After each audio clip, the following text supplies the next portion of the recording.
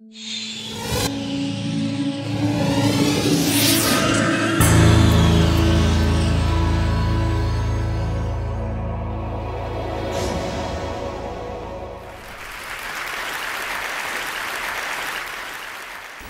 do you explain when things don't go as we assume? Or better, how do you explain when others are able to achieve things that seem to defy all of the assumptions? For example, why is Apple so innovative? Year after year after year after year, they're more innovative than all their competition. And yet, they're just a computer company. They're just like everyone else. They have the same access to the same talent, the same agencies, the same consultants, the same media. Then why is it that they seem to have something different? Why is it that Martin Luther King led the civil rights movement? He wasn't the only man who suffered in a pre-civil rights America, and he certainly wasn't the only great orator of the day. Why him? And why is it that the Wright brothers were able to figure out controlled powered manned flight when there were certainly other teams who were better qualified, better funded, and they didn't achieve powered manned flight, and the Wright brothers beat them to it? There's something else at play here. About 3.5 years ago, I made a discovery, and this discovery profoundly changed my view on how I thought the world worked, and it even profoundly changed the way in which I operate in it.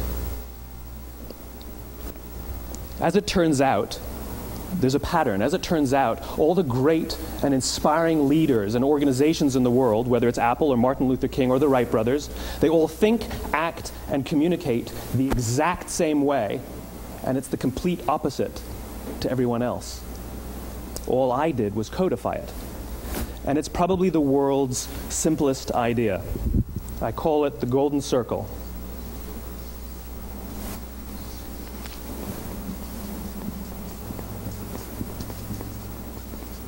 Why, how, what?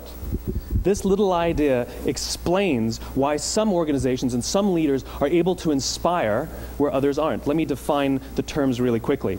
Every single person, every single organization on the planet knows what they do, 100%. Some know how they do it, whether you call it your differentiating value proposition or your proprietary process or your USP.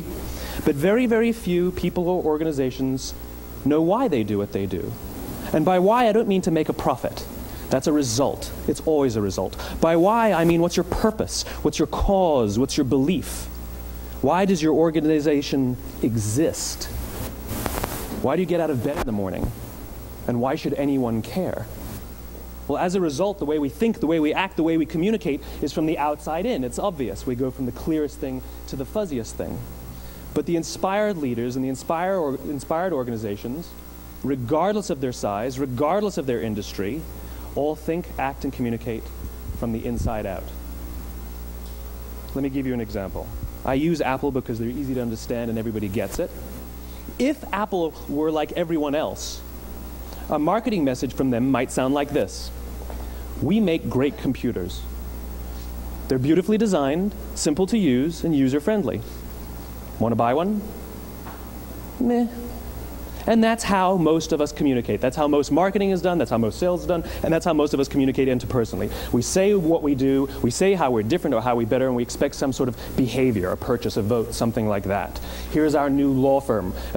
We have the best lawyers with the biggest clients. We have, we always perform for our clients, do business with us. Here's our new car. It gets great gas mileage. It has, leather seats. Buy our car. But it's uninspiring. Here's how Apple actually communicates. Everything we do, we believe in challenging the status quo. We believe in thinking differently. The way we challenge the status quo is by making our products beautifully designed, simple to use, and user-friendly. We just happen to make great computers. Want to buy one? Totally different, right? You're ready to buy a computer from me. All I did was reverse the order of the information. What it proves to us is that people don't buy what you do, people buy why you do it. People don't buy what you do, they buy why you do it. This explains why every single person in this room is perfectly comfortable buying a computer from Apple. But we're also perfectly comfortable buying an MP3 player from Apple, or a phone from Apple, or a DVR from Apple. But as I said before, Apple's just a computer company. There's nothing that distinguishes them structurally from any of their competitors. Their competitors are all equally qualified to make all of these products. In fact, they tried. A few years ago, Gateway came out with flat-screen TVs. They're eminently qualified to make flat-screen TVs. They've been making flat-screen monitors for years. Nobody bought one. And Dell. Dell came out with MP3 players and PDAs. And they make great quality products, and they can make perfectly well-designed products, and nobody bought one. In fact, talking about it now, we can't even imagine buying an MP3 player from Dell. Why would you buy an MP3 player from a computer company? But we do it every day. People don't buy what you do, they buy why you do it. The goal is not to do business with everybody who needs what you have. The goal is to do business with people who believe what you believe. Here's the best part. None of what I'm telling you is my opinion. It's all grounded in the tenets of biology, not psychology, biology. If you look at a cross-section of the human brain, looking from the top down, what you see is the human brain is actually broken into three major components that correlate perfectly with the golden circle. Our newest brain, our Homo sapien brain, our neocortex, corresponds with the what level. The neocortex is responsible for all of our rational and analytical thought and language. The middle two sections make up our limbic brains, and our limbic brains are responsible for all of our feelings, like trust and loyalty. It's also responsible for all human behavior, all decision-making, and it has no capacity for language. In other words, when we communicate from the outside in, yes, people can understand vast amounts of complicated information like features and benefits and facts and figures. It just doesn't drive behavior. When we communicate from the inside out, we're talking directly to the part of the brain that controls behavior, and then we allow people to rationalize it with the tangible things we say and do. This is where gut decisions come from. You know, sometimes you can give somebody all the facts and your figures, and they say, I know what all the facts and details say, but it just doesn't feel right. Why would we use that verb? It doesn't feel right. Because the part of the brain that controls decision-making doesn't control language. And the best we can muster up is, I don't know, it just doesn't feel right. Or sometimes you say you're leading with your heart or you're leading with your soul. Well, I hate to break it to you, those aren't other body parts controlling your behavior. It's all happening here in your limbic brain, the part of the brain that controls decision-making and not language. But if you don't know why you do what you do, and people respond to why you do what you do, then how will you ever get people to vote for you or buy something from you, or more importantly, be loyal and want to be a part of what it is that you do?